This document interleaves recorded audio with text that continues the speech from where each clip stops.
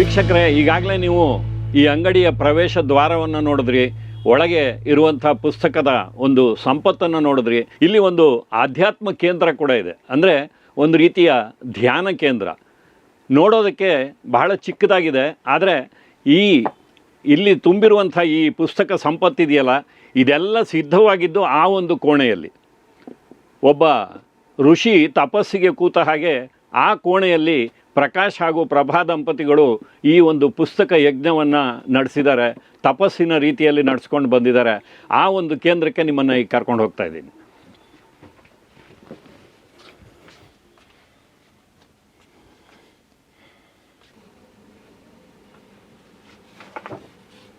ಪ್ರತಿಯೊಬ್ಬ ಯಶಸ್ವಿ ಪುರುಷನ ಹಿಂದೆ ಒಬ್ಬ ಮಹಿಳೆ ಇರ್ತಾಳೆ ಅನ್ನುವಂಥ ಒಂದು ಮಾತಿದೆ. ಪ್ರಕಾಶ್ ಕಂಬತ್ತಳ್ಳಿಯವರ ಈ ಸಾಹಸಗಳ ಹಿಂದೆ ಇರುವ ಒಬ್ಬ ಮಹಿಳೆ ಪ್ರಭಾ ಕಂಬತ್ತಳ್ಳಿಯವರು. ನಮಸ್ಕಾರ ಮೇಡಮ್. ನಮಸ್ತೆ.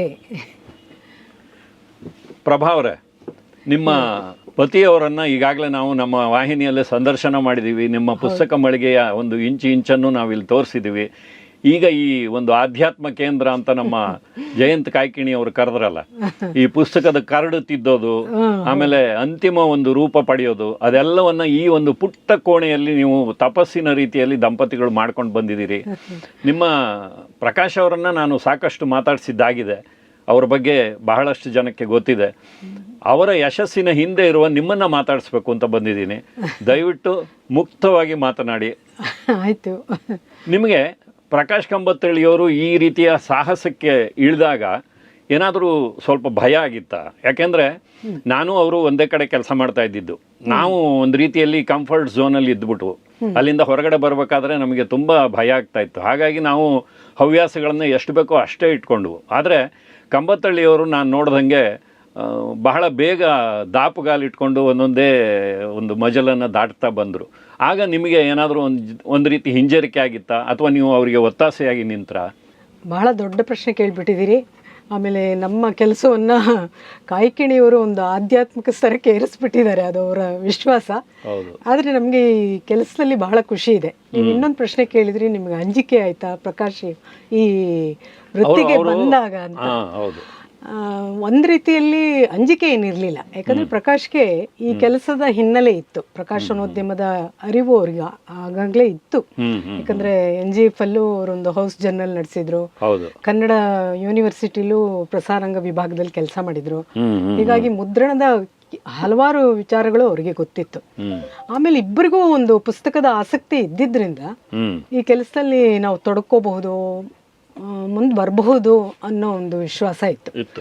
ಆದರೆ ಈ ಕೆಲಸಕ್ಕೆ ಬಂದಾಗ ನಮಗೆ ಖಂಡಿತ ಏನೇನು ಮಾರಾಟದ ಅನುಭವ ಆಗಲಿ, ಒಂದು ಅಂಗಡಿಯನ್ನು ನಡೆಸುವ ವಿಚಾರ ಆಗಲಿ, ABCD ಗೊತ್ತಿರಲಿಲ್ಲ ನಮಗೆ. ಅದಂತೂ ನಿಜ. ಆ ದೃಷ್ಟಿಯಿಂದ ಸ್ವಲ್ಪ ಭಯ ಇತ್ತು. ಆಮೇಲೆ ಇನ್ನೊಂದು ಮುಖ್ಯವಾದದ್ದು ಅಂದರೆ ಬಂಡವಾಳ. ಅಂದರೆ ನಮ್ಮ ಕೈಲಿ ಬಿಡಗಾಸು ದಾಸರು ನಾವು, ನಮ್ಮ ಕೈಲಿ ಯಾವುದೇ ಒಂದು ಇದು ಬಂಡವಾಳ ಇರಲಿಲ್ಲ. ಎಲ್ಲವನ್ನ ಸಾಲದಲ್ಲೇ ನಾವು ಶುರು ಮಾಡಿದ್ದು. ಧೈರ್ಯ ಬೇಕು. ಸಾಲವನ್ನ ಇದರಿಂದ ತೀರಿಸ್ಲಿಕ್ಕೆ ಆಗ್ತದ, ಆಮೇಲೆ ಯಾರು ಕೊಡೋರು ನಮ್ಗೆ, ಈಗಾಗಲೇ ಸಾಲದ ಮಕ್ಕಳಾಗಿದ್ವಿ ನಾವು. ಹೀಗಾಗಿ ಸಿಕ್ತಿರ್ಲಿಲ್ಲ, ಅದೊಂದು ಅಂಜಿಕೆ ಇತ್ತು. ಆದರೆ ಅದನ್ನೆಲ್ಲ ಮೀರಿದ್ರಿ. ಅಂದರೆ ಅದೇನಾಯ್ತು ಅಂದರೆ ಹಲವಾರು ಇದು ಖಂಡಿತ ನೆನೆಸ್ಕೋಬೇಕು ನಾನು. ಬದುಕು ಅನ್ನೋದು ಒಂದು ಋಣದ ರತ್ನಗಣಿ. ಬೇಕಾದಷ್ಟು ಜನರ ಸಹಾಯ, ಬೆಂಬಲ, ಪ್ರೋತ್ಸಾಹ ಇದ್ದಿದ್ರಿಂದಲೇ ನಾವು ಈ ರೀತಿ ಮೇಲೆ ಬರಲಿಕ್ಕೆ ಸಾಧ್ಯ ಆಯಿತು.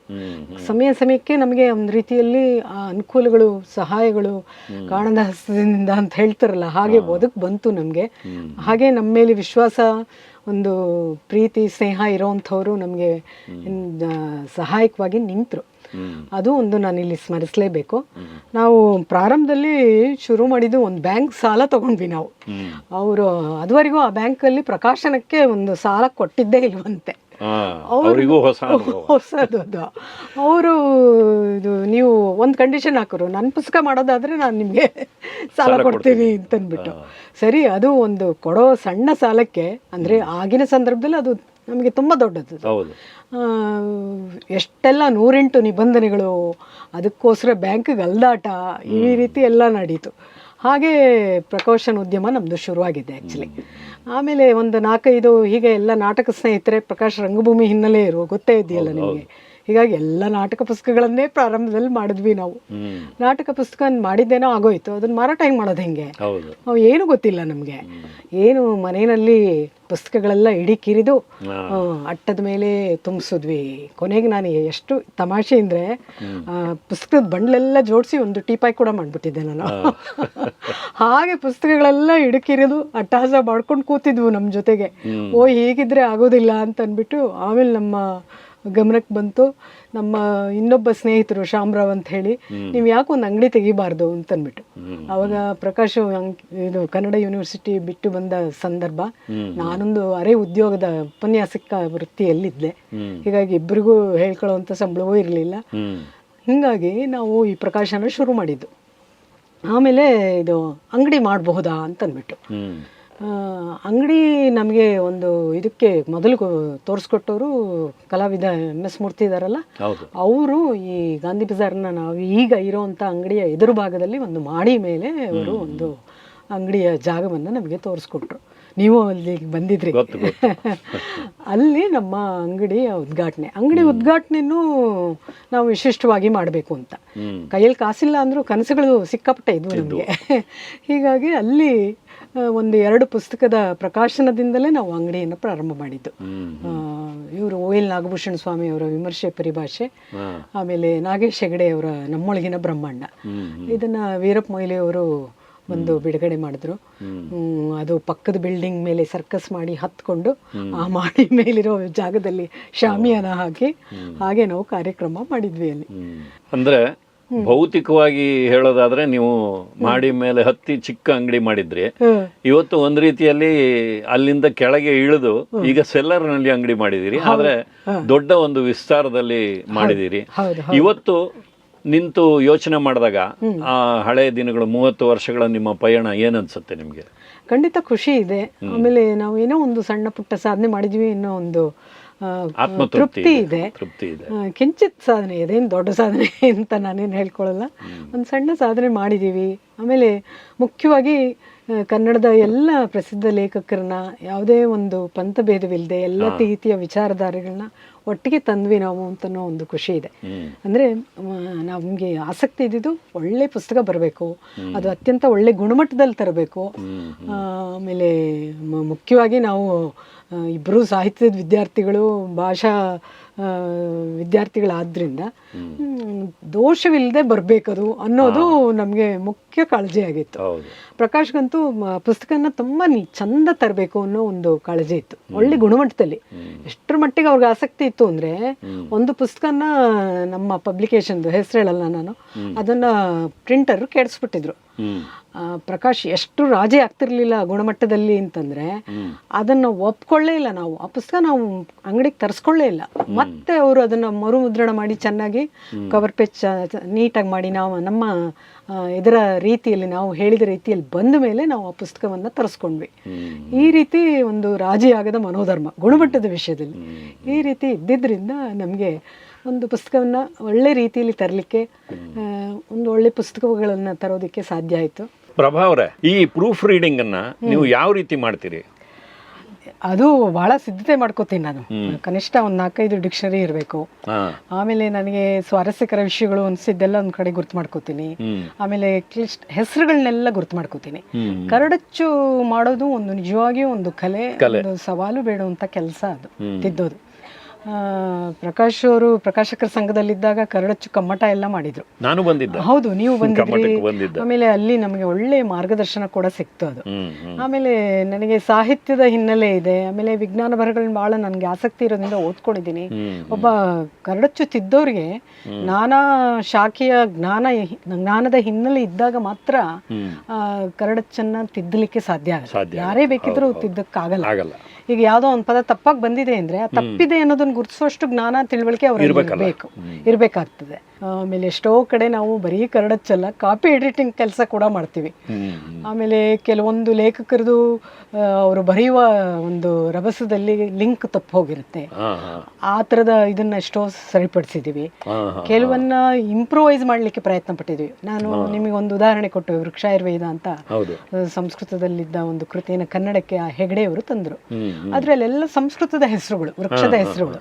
ನಾವು ಕೊಡ್ತಿರೋದು ಕನ್ನಡ ಓದುಗರಿಗೆ. ನಾನು ಆಮೇಲೆ ಈ ಹೆಸರುಗಳೆಲ್ಲ ಇಟ್ಟರೆ ಅದನ್ನು ಬಳಕೆ ಮಾಡೋವಂಥವ್ರು ರೈತಾಪಿ ಜನರಿಗೆ ಅದು ಹೆಚ್ಚು ಉಪಯುಕ್ತ ಆಗುವಂಥ ಪುಸ್ತಕ ಅದು. ಅಂದರೆ ಒಂದು ಕೃಷಿ ವಿಜ್ಞಾನ ಪದ್ಧತಿ ನಮ್ಮಲ್ಲಿ ಹೇಗಿತ್ತು ಹಿಂದೆ ಅಂತ ಅನ್ನೋದು. ಅದರ ಎಷ್ಟೋ ವಿಚಾರಗಳು ಈಗಲೂ ಅದನ್ನು ಅನ್ವಯಿಸ್ಬೋದು. ಅಂದರೆ ಈ ಸಾವಯವ ಕೃಷಿಗೆ ಸಂಬಂಧಪಟ್ಟ ಹಾಗೆ. ಆಮೇಲೆ ಒಂದು ಅದಕ್ಕೆ ಶಬ್ದ ಸೂಚಿ ಮಾಡಬೇಕು, ಮಾಡಿ ಈ ಸಂಸ್ಕೃತದ ಪದಗಳಿಗೆಲ್ಲ ಕನ್ನಡದ ಪದಗಳನ್ನ ಕೊಟ್ಟರೆ ಅವಾಗ ಹೆಚ್ಚು ಅದು ಓದುಗ ಸ್ನೇಹಿ ಆಗತ್ತೆ ಅಂತ ನಾನು ಭಾವಿಸಿ ಆಮೇಲೆ ಹೇಳಿ ನಾವು ಒಂದು ಶಬ್ದ ಸೂಚಿ ಮಾಡಿದ್ವಿ. ಆಮೇಲೆ ಇವರು ಎಚ್ ಎಸ್ ವಿ ಅವ್ರದ್ದು ಮಹತ್ವಾಕಾಂಕ್ಷೆ ಕೃತಿ ಇದೆಯಲ್ಲ, ಬುದ್ಧ ಚರಣ, ಆ ಪುಸ್ತಕ ಮಾಡಿದಾಗಲೂ ಅಷ್ಟೇ ಬಹಳ ಒಳ್ಳೆಯ ಕೃತಿ ಅದು. ಇಂದಿಗೆ ಅತ್ಯಂತ ಮಹತ್ವಪೂರ್ಣವಾದ ಕೃತಿ ಅದು, ಬುದ್ಧ ಚರಣ. ಅದಕ್ಕೂ ಅಷ್ಟೇ ನಾನು ಅವರಿಗೆ ಸರ್ಗೆ ಹೇಳಿದೆ, ಸರ್ ಒಂದು ನಮ್ಮಂತ ಸಾಮಾನ್ಯ ಓದುಗನ ದೃಷ್ಟಿಲಿ ಇಟ್ಕೊಂಡು ಒಂದು ಶಬ್ದ ಸೂಚಿ ಮಾಡಬೇಕು, ಅದು ಮಾಡಿದ್ರೆ ಹೆಚ್ಚು ಉಪಯುಕ್ತ ಆಗತ್ತೆ ಅಂತ ಅಂದ್ಬಿಟ್ಟು ಕೆಲವೊಂದು ಪದಗಳಿಗೆ. ಆಮೇಲೆ ನೀವೊಂದು ಮಾಡಿ, ಆಮೇಲೆ ನಾನು ಅದಕ್ಕೆ ಯಾವುದು ಬಿಟ್ಟು ಹೋಗಿದ್ಯೋ ಸೇರಿಸ್ತೀನಿ ಅಂತಂದರು. ಆಮೇಲೆ ಅದನ್ನು ಮಾಡಿದ್ವಿ, ಅದನ್ನು ಸೇರಿಸಿದ್ರು ಸರ್. ಹೀಗಾಗಿ ಅದು ಒಂದು ಅಚ್ಚುಕಟ್ಟಾಗಿ ಆಯಿತು ಅಂತಂದ್ಬಿಟ್ಟು ನನ್ನ ಭಾವನೆ. ಆಮೇಲೆ ಇನ್ನೊಂದು ನಾವು ಭಾರತದ ಸಂಸತ್ತು ಅಂತ ಒಂದು ಪುಸ್ತಕ ಮಾಡಿದ್ವಿ, ಇಂಗ್ಲೀಷಿಂದ ಕನ್ನಡಕ್ಕೆ. ಇದು ಬಿ ಎಲ್ ಶಂಕರ್ ಅವರು ಬರೆದಿರೋದು, ಕನ್ನಡಕ್ಕೆ ಸದಾನಂದ ಅನ್ನೋರು ತಂದ್ರು ಅದನ್ನು. ಆ ಪುಸ್ತಕದ ಪ್ರೂಫ್ ರೀಡ್ ಮಾಡುವಾಗಲೂ ಹಾಗೆ ಆಗಿತ್ತು. ಅದು ತುಂಬ ಅಡಿ ಟಿಪ್ಪಣಿಗಳಿದೆ, ಪ್ರತಿಯೊಂದು ಚಾಪ್ಟರ್ಗೂ ಇದು ಇತ್ತು, ರೆಫರೆನ್ಸ್ ಇದು ಪುಸ್ತಕ. ಇದು ಅದರ ಸಂಖ್ಯೆ ಕೊಡಬೇಕಲ್ಲ ಅದು ಆಯಾ ಚಾಪ್ಟರಲ್ಲಿ, ಅದೆಲ್ಲ ಅದ್ಲು ಬದಲಾಗೋಗಿ ಕೊನೆಗಳಿಗೆ ನಾವು ನೋಡ್ಕೊಂಡ್ವಿ. ಅದನ್ನ ಎಷ್ಟು ಶ್ರಮ ವಹಿಸಿ ನಾವು ಮಾಡಿದ್ವಿ ಅಂತಂದರೆ ನನಗೆ ಕಣ್ಣೆಲ್ಲ ಒಳ್ಳೆ ತಲೆಯೆಲ್ಲ ತಿರುಗೋ ಹಂಗೆ ಹೋಗಿತ್ತು ಅದನ್ನ ನೋಡಿ ನೋಡಿ ನೋಡಿ. ಆಮೇಲೆ ಅದು ಎಷ್ಟು ಆಮೇಲೆ ಸರಿ ಹೋಯಿತು, ಚೆನ್ನಾಗಿ ಆಯಿತು. ಅವ್ರು ಎಷ್ಟು ಖುಷಿಪಟ್ಟರು ಅಂತಂದರೆ ದೇವೇಗೌಡರಿಂದ ನಮಗೆ ಸನ್ಮಾನನೂ ಮಾಡಿಸಿದ್ರು ಆವಾಗ, ದೊಡ್ಡ ಸ್ಟೇಜಲ್ಲಿ ಈ ಥರ ಮಾಡಿದ್ದಾರೆ ಅಂತಂತ ಹೇಳಿಬಿಟ್ಟು. ಅದೊಂದು. ಆಮೇಲೆ ವಿಜಯನಗರ ಸಾಮ್ರಾಜ್ಯದ ಬಗ್ಗೆ ಒಂದು ಪುಸ್ತಕ ಮಾಡಿದ್ವಿ. ಆ ವಿಷಯಕ್ಕೂ ಅಷ್ಟೇ, ಅದಕ್ಕೂ ಅಷ್ಟೇ, ಅದು ಅಡಿ ಟಿಪ್ಪಣಿ ಸಿಕ್ಕಾಪಟ್ಟೆ ಇರೋವಂಥದ್ದು. ರಾಬರ್ಟ್ ಸಿವೆಲ್ ಅನ್ನೋ ಜಿಲ್ಲಾಧಿಕಾರಿ ಅದನ್ನು ಬರೆದಂಥ ಮಹತ್ವದ ಪುಸ್ತಕ ಅದು. ವಿಜಯನಗರದ ಬಗ್ಗೆ ಇರುವಂಥ ಅಧಿಕೃತ ಪುಸ್ತಕಗಳಲ್ಲಿ ಅದು ಒಂದು. ಅದರಲ್ಲೂ ಅಷ್ಟೇ ಅದು ಸಿಕ್ಕಾಪಟ್ಟೆ ಯಾರೋ ಒಂದು ಬಂದು ಮೊದಲ ಮುದ್ರಣ ಬಂದ್ಬಿಡ್ತು, ಆಮೇಲೆ ಎರಡನೇ ಮುದ್ರಣ ಬರುವ ವೇಳೆಗೆ ನಾವು ಅದು ಅಡಿ ಟಿಪ್ಪಣಿಯ ಬಗ್ಗೆ ನಮ್ಗೆ ಅಷ್ಟು ಸರಿಯಾಗಿದೆ ಅಂತ ನಮ್ಮ ಭಾವನೆ ಇದ್ರಿಂದ ನೋಡಿರಲಿಲ್ಲ ಮೊದಲು. ಆಮೇಲೆ ನೋಡಿದ್ರೆ ಭಾಳಷ್ಟು ತಪ್ಪುಗಳಾಗೋಗಿತ್ತು. ಆಮೇಲೆ ಅದನ್ನು ವಾಪಸ್ ತಗೊಂಡು ಆಮೇಲೆ ಮೂಲ ಇಂಗ್ಲೀಷ್ ಇಟ್ಕೊಂಡು ಅದು ಎಲ್ಲೆಲ್ಲಿ ಬರುತ್ತೆ ಅನ್ನೋದನ್ನು, ಇಂಗ್ಲೀಷಲ್ಲೇ ಬೇರೆ ಪುಟಗಳಲ್ಲಿದೆ, ಇಲ್ಲೇ ಬೇರೆ ಥರ ಇರುತ್ತೆ, ಹುಡುಕಿ ಹುಡುಕಿ ವಿಷಯ ಓದಿ ಓದಿ ಓದಿ ಈಗಲೂ ಆ ಪುಸ್ತಕ ಇದೆ, ನಿಮಗೆ ತೋರಿಸ್ತೀನಿ ನಾನು ಎಷ್ಟು ಅದರಲ್ಲಿ ಸೇರ್ಪಡೆ ಮಾಡಿದ್ದೀನಿ ನಾನು ಅಂತಂದ್ಬಿಟ್ಟು. ಅಂದರೆ ಯಾಂತ್ರಿಕವಾಗಿ ಪುಸ್ತಕಗಳನ್ನು ಮುದ್ರಿಸೋದು, ಪ್ರಕಟಿಸೋದು, ಮಾರೋದು ಇಷ್ಟೇ ಕೆಲಸ ಅಲ್ಲ ನೀವು ಮಾಡಿರೋದು. ಮಹತ್ವದ ಕೃತಿಗಳು ಹೌದು, ಆ ಒಂದು ಮಹತ್ತಿಕೆಯಲ್ಲಿ ಹೊರಬರೋದಕ್ಕೆ ನಿಮ್ಮ ಒಂದು ಕೊಡುಗೆ ಕೂಡ ಇದೆ. ಅಂದರೆ ಒಂದು ಪುಸ್ತಕವನ್ನು ಕೊಡುವಾಗ ಅದನ್ನು ಸರಿಯಾದ ರೀತಿಯಲ್ಲಿ ಕೊಡಬೇಕು. ಯಾಕಂದರೆ ಐತಿಹಾಸಿಕ ವಿಚಾರಗಳಿರುವಂಥದ್ದು ಆ ತಪ್ಪುಗಳು ಗಟ್ಟಿಸಿ ಹೋಗಬಾರ್ದು. ನಾವೊಬ್ಬ ಸಾಹಿತ್ಯದ ವಿದ್ಯಾರ್ಥಿಗಳಾಗಿದ್ದು, ಒಂದು ಪ್ರಕಾಶನೋದ್ಯಮದಲ್ಲಿ ಕಾಳಜಿ ಇದ್ದು ನಾವು ಇಷ್ಟು ಜವಾಬ್ದಾರಿಯನ್ನು ವಹಿಸ್ಕೊಳ್ಳೇಬೇಕು ಅಂತ ನನ್ನ ಭಾವನೆ ಅದು. ಹಿಂಗಾಗಿ ತಪ್ಪುಗಳಾಗಬಾರ್ದು ಅಂತ. ಆಮೇಲೆ ಪ್ರಕಾಶ್ ಅಂತೂ ಶೀರ್ಷಿಕೆ ವಿಷಯದಲ್ಲಿ ಭಾರಿ ಚೂಸಿ ಅವರು. ಶೀರ್ಷಿಕೆಗಳನ್ನ ಆಕರ್ಷಕವಾಗಿ ಕೊಡಬೇಕು ಅಂತ. ಈ ಬೀಚಿ ಬಗ್ಗೆ ಒಂದು ಪುಸ್ತಕ ತಂದ್ವಿ ನಾವು, ಅದರಲ್ಲೂ ಅಷ್ಟೇ ಅವರು ಪ್ರಕಾಶ್ ಏನದು ಹೆಸರು ಕೊಟ್ಟಿದ್ದವರು,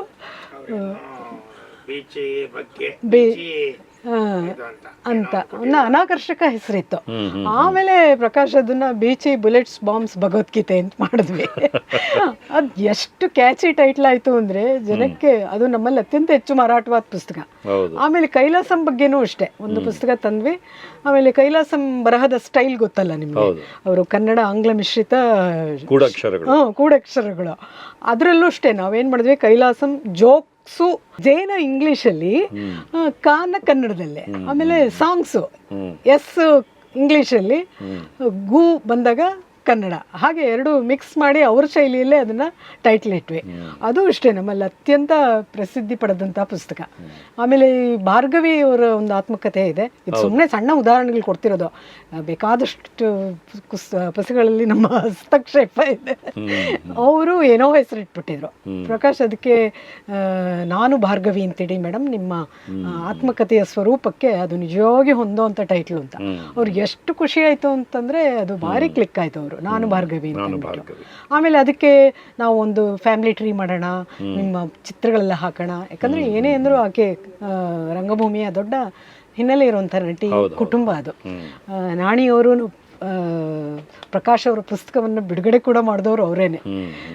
ಹೀಗಾಗಿ ನಾವು ಅವರ ಮನೆಗೆ ಹೋಗಿ ಅವರೊಂದು ರಾಶಿ ಅಟ್ಟದಿಂದ ಫೋಟೋಸ್ ಎಲ್ಲ ತೆಗೆದು ಗುಡ್ಡೆ ಹಾಕಿದ್ರು. ನಾನು ಪ್ರಕಾಶ್ ಕೂತು ಅದನ್ನೆಲ್ಲ ಆರಿಸಿ ಯಾವುದು ಸೂಟಬಲ್ ಇದೆ ಅವರ ಆತ್ಮಕಥೆಗೆ ಅದನ್ನೆಲ್ಲ ತಗೊಂಡು, ಆಮೇಲೆ ಅವರ ಫ್ಯಾಮಿಲಿ ಟ್ರೀ ಥರ ಮಾಡಿ ಅವೆಲ್ಲ ಸೇರ್ಪಡೆ ಆಗಿದ್ದು ನಮ್ಮಿಂದ. ಆಮೇಲೆ ಅವ್ರು ತುಂಬ ಅದನ್ನು ಪ್ರತಿ ಸಲ ಎಲ್ಲೇ ಕಾರ್ಯಕ್ರಮ ಆಗಲಿ ಅದನ್ನು ತುಂಬ ಸ್ಮರಿಸ್ಕೋತಾ ಇದ್ರು. ಅಂದರೆ ಒಂದು ಕೃತಿಗೆ ಒಂದು ಒಟ್ಟಂದ ಬಂತದ್ರಿಂದ ಎಲ್ಲ ಪುಸ್ತಕಗಳನ್ನ, ಎಲ್ಲ ಒಂದು ವರ್ಗದ ಪುಸ್ತಕಗಳನ್ನು ಒಂದು ಕಡೆಯಲ್ಲಿ ಒಟ್ಟು ಮಾಡಿದ್ದೀರಿ. ಇನ್ನು ನೀವು ಮಾರಾಟಗಾರರು ಆಗಿರೋದ್ರಿಂದ ಬೇರೆ ಬೇರೆ ರೀತಿಯ ಪುಸ್ತಕಗಳನ್ನು ತರಿಸಿದ್ದೀರಿ. ನಿಮ್ಮ ಪ್ರಕಾಶನದ ಒಂದು 1000 ಪುಸ್ತಕಗಳ ಒಂದು ಪಟ್ಟಿಯನ್ನು ನೋಡಿದ್ರೆ ಅಲ್ಲಿ ಯಾವುದು ಬಲಪಂಥ, ಎಡಪಂಥ ಅಥವಾ ಆಧ್ಯಾತ್ಮ, ಇನ್ನೊಂದು ಮೂಢನಂಬಿಕೆಗಳು ಅಥವಾ ಪೂರ್ತಿ ಪ್ರತಿಗಾಮಿ, ಪ್ರಗತಿಗಾಮಿ, ಈ ತರದ್ ಯಾವ ಒಂದು ಇಸಮ್ಗಳು ಇಲ್ಲ. ಕನ್ನಡ ಬೆಳಿಬೇಕು, ಕನ್ನಡ ಸಾಹಿತ್ಯ ಬೆಳಿಬೇಕು, ಒಳ್ಳೆ ಪುಸ್ತಕಗಳು ಜನರಿಗೆ ತರಬೇಕು. ಎಷ್ಟು ವಿಶಿಷ್ಟವಾಗಿರೋದು ಅಂದ್ರೆ ಕೆಲವೆಲ್ಲ ನಾವು ವೃಕ್ಷಾಯುರ್ವೇದ ಅಂತ ಒಂದು ಪುಸ್ತಕ ಬಂತು, ಆಮೇಲೆ ಕೌಟಿಲ್ಯನ ಅರ್ಥಶಾಸ್ತ್ರ ತಂದ್ವಿ ನಾವು, ಆಮೇಲೆ ಅನಂತಕುಮಾರ್ ಸ್ವಾಮಿ ಬಗ್ಗೆ ಒಂದು ಪುಸ್ತಕ ತಂದ್ವಿ. ಹೀಗೆ ಬೇರೆ ಬೇರೆ ಭಿನ್ನ ದಾರಿಯ ಪುಸ್ತಕಗಳನ್ನು ನಾವು ತಂದ್ವಿ. ಆಮೇಲೆ ಕಾಯ್ಕಿಣಿಯವರ ಸುಮಾರು ಪುಸ್ತಕಗಳು, ಗಣೇಶಯ್ಯನವರು ಒಂದು ರೀತಿ ಕನ್ನಡದಲ್ಲಿ ಒಂದು ಹೊಸ ಟ್ರೆಂಡ್, ಅವರು ಐತಿಹಾಸಿಕ ಥ್ರಿಲ್ಲರು, ಸೈಂಟಿಫಿಕ್ ಥ್ರಿಲ್ಲರ್ ಬರೆದ್ರು. ಆಮೇಲೆ ಅರಿವನ್ನು ವಿಸ್ತರಿಸುವಂತಹ ಅನೇಕ ವೈಜ್ಞಾನಿಕ ಬರಹಗಳು, ಅದು ಎಷ್ಟು ಚಂದ ಇವೆ ಅಂದರೆ ಕಥೆ ರೀತಿಯಲ್ಲಿ ಓದಿಸ್ಕೊಂಡು ಹೋಗುತ್ತವೆ. ಆ ಥರದ ಪುಸ್ತಕಗಳು, ಈ ಥರ ಇಂಗ್ಲಿಷ್ನಲ್ಲಿ ಮಾತ್ರ ಸಾಧ್ಯವಿದ್ದಂಥ ಅನೇಕ ಪುಸ್ತಕಗಳನ್ನು ಕನ್ನಡದ ಓದುಗರಿಗೂ ಪರಿಚಯಿಸುವಂಥ ಒಂದು ಕೆಲಸವನ್ನು ನಿಮ್ಮ ಪ್ರಕಾಶನ ಸಂಸ್ಥೆ ಮಾಡಿದೆ. ಖಂಡಿತ. ಪ್ರಭಾ ಹಾಗೂ ಪ್ರಕಾಶ್, ಪ್ರಕಾಶದಿಂದ ಪ್ರಭೆ, ಪ್ರಭೆಯಿಂದ ಪ್ರಕಾಶ, ನಿಮ್ಮ ಒಂದು ಅನ್ಯೋನ್ಯ ದಾಂಪತ್ಯ ಅದು ಕೇವಲ ನಿಮ್ಮ ಖಾಸಗಿ ಬದುಕಾಗದೆ ಕನ್ನಡ ಸಾರಸ್ವತ ಲೋಕದ ಒಂದು ಅಚ್ಚರಿಯಾಗಿ ನಮ್ಮ ಮುಂದೆ ನಿಂತಿರೋದು ನಮ್ಮ ಒಂದು ಸೌಭಾಗ್ಯ. ನೀವು ಇನ್ನಷ್ಟು ಕಾಲ ಈ ಒಂದು ಪ್ರಕಾಶನ ಸಂಸ್ಥೆಯನ್ನ ಬೆಳೆಸ್ಕೊಂಡು ಹೋಗಿ ಈ 1000 ಪುಸ್ತಕಗಳ ಸಂಖ್ಯೆ ಬೇಗ 2000 ದಾಟಲಿ ಅಂತ ನಿಮಗೆ ಒಂದು ಹಾರೈಕೆ ನನ್ನ ಕಡೆಯಿಂದ. ನಮಸ್ಕಾರ. ನಮಸ್ತೆ.